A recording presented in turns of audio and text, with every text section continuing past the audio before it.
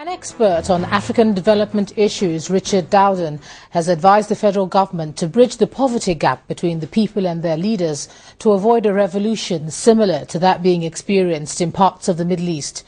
Mr. Dowden, who was the guest speaker at Nigeria's 51st Independence Lecture in Abuja, says there is increasing discontent among the younger generation with their inability to reach their potential because of bad governance.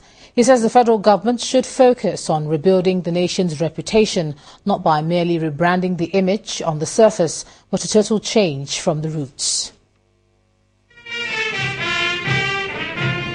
Few days to October 1st, Nigeria's Independence Day, a lecture is held as part of events to commemorate the occasion. The presence of the president goes a long way to show the significance and importance of the event. Also present are a host of government officials, members of the diplomatic corps and key players in various sectors. For the man on the streets, this gathering may not mean much, as lectures of this magnitude are not uncommon in the country. However, the issues discussed at this lecture touches on the very existence of the average Nigerian. Guest speaker Professor Richard Dowden, director of the African Royal Society, Britain, cuts to the bone and raised issues that are confronting the progress of the nation.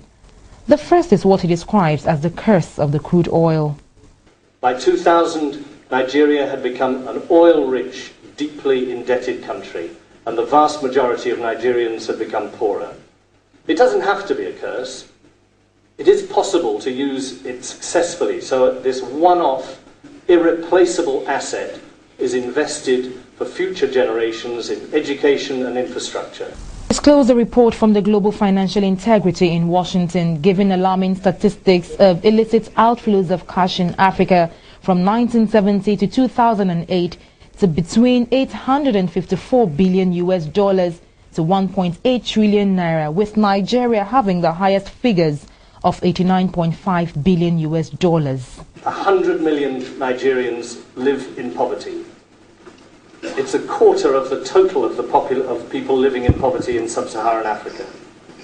Nigeria has over 10% of the world's maternal and child mortality, and 10% of the world's children who are not in school.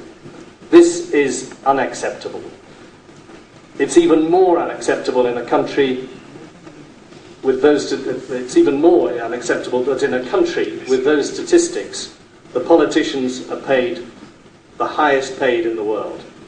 I think $100 million for a parliamentary salary with another, $1 million for a parliamentary salary with another million in expenses is frankly obscene. It was not a forum to air the nation's dirty laundry, but the need to address the country's corruption and mismanagement issues is at its peak.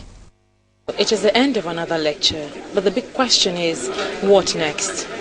Many challenges have been brought to the fore as well as many solutions. But Nigerians will be waiting for the outcome, the impact of this lecture and the others that have gone before it to reflect on their day-to-day lives and national development as a whole. Doris Okenwa, Channels Television News.